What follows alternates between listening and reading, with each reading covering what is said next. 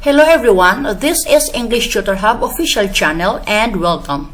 In today's video, we're gonna be looking at adverb definition and types with examples. So let's get started. Definition of adverb with examples. An adverb is a word which modifies a verb, adjective, or another adverb. Adverbs answer the questions when, where, how often, how much.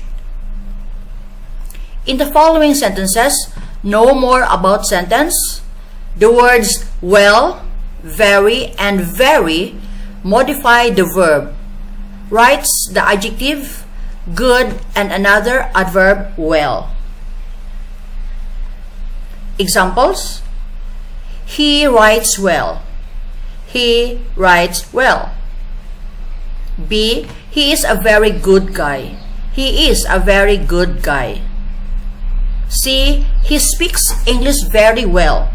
He speaks English very well.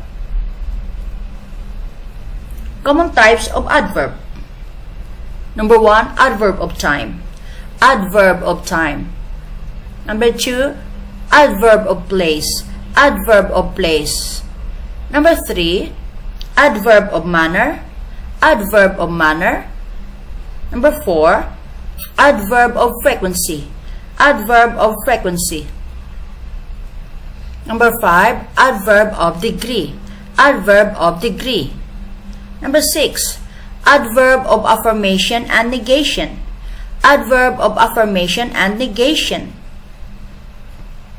Tip to remember: touch your pants and mouth for doing nothing. Here, T stands for adverb of time, P stands for adverb of place, and so on. Number 1, adverbs of time. Tell us about when an action is performed by the subject of a sentence. Adverbs of time tell us about when an action is performed by the subject of a sentence. Adverbs of time answer the questions when. Adverbs of time answer the questions when. In the given below sentences, tomorrow, before, and early are adverbs of time. In the given below sentences, tomorrow, before, and early are adverbs of time. Examples: A. She'll go tomorrow. She'll go tomorrow. B. I've seen him before. I've seen him before. C. I get up early in the morning. I get up early in the morning.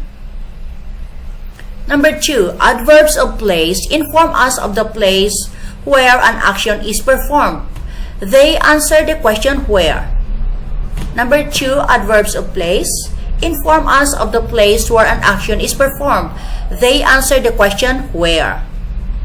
The words in the given below examples, below, here, and there are all adverbs of place. The words in the given below examples, below, here, and there are all adverbs of place. Examples: A. Examples are given below. Examples are given below. B. I'll stay here. I'll stay here. C. You shouldn't have gone there. You shouldn't have gone there. Number 3, adverbs of manner show us how or in what manner an action is performed. They answer the question how. Easily, carefully, and quickly are adverbs of manner in the expressions given below. Examples: A. He can do it easily. He can do it easily. B. She writes carefully. She writes carefully. C. Do it quickly. Do it quickly. Number 4, adverbs of frequency tell us how frequently an action is performed. They answer the question how often. Always, never, and usually are adverbs of frequency. Examples: A. I always wake up at 4 o'clock in the morning. I always wake up at 4 o'clock in the morning. B. He never went to school. He never went to school. C. I usually have breakfast at 8 o'clock. I usually have breakfast at 8 o'clock. Number 5. Adverbs of degree. Tell us to what extent or level an action is performed. They answer the question how much.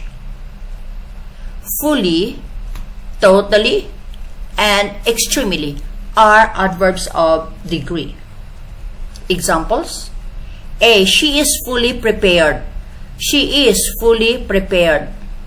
B. I totally agree. I totally agree. C. I'm extremely sorry.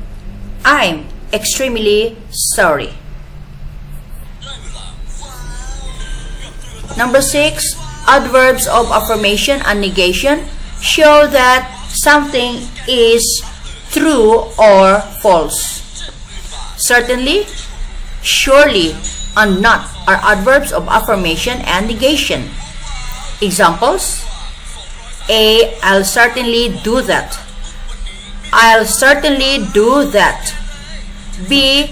He's surely a good guy. He's surely a good guy.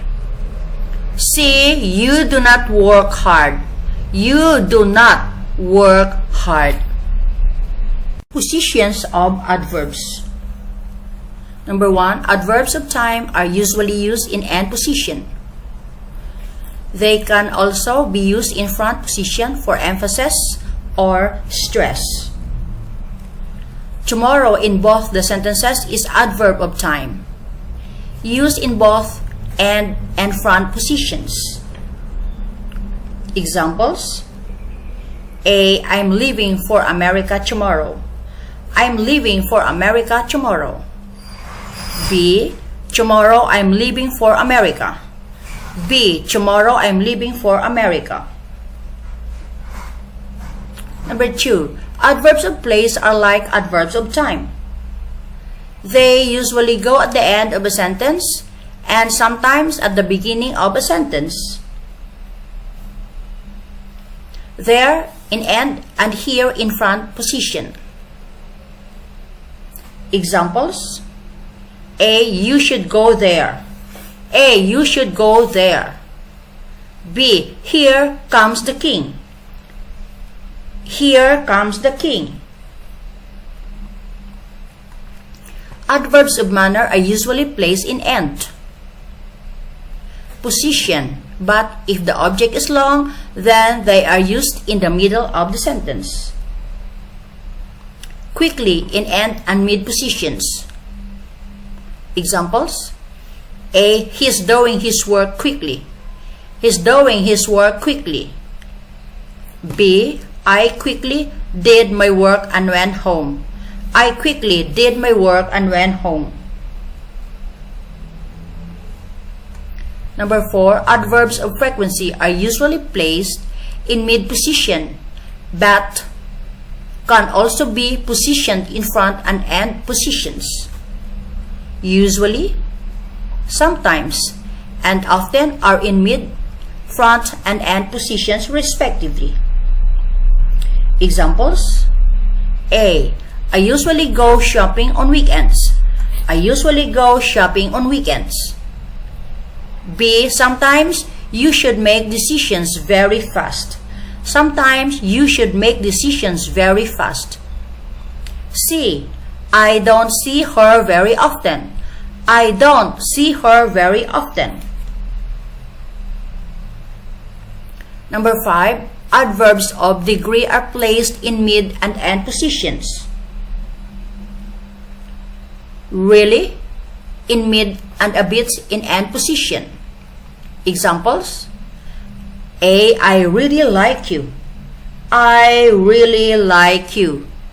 B. We should try a bit. We should try a bit. 6 adverbs of affirmation and negation are placed in mid and front positions. Definitely in mid, no in front position. Examples: A. I'll definitely help you. I'll definitely help you. B. No, I'll not go there. No, I'll not go there. Exercise. Specify the types of the adverbs in bold. Specify the types of the adverbs in bold. A. I have not seen him before. I have not seen him before. Before is an adverb of time. B. The examples that have been given below are correct. The examples that have been given below are correct. Below is an adverb of place. C. You can learn English easily if you work hard. You can learn English easily if you work hard. Answer: it's adverb of manner. D. I rarely do it. I rarely do it. Answer: it's adverb of frequency. E. I totally forgot it. I totally forgot it. Answer: it's adverb of degree. Next is yes, I can do that. Yes, I can do that. Answer: it's adverb of affirmation and negation. So this video ends here about adverb definition and types with examples. Thanks for watching.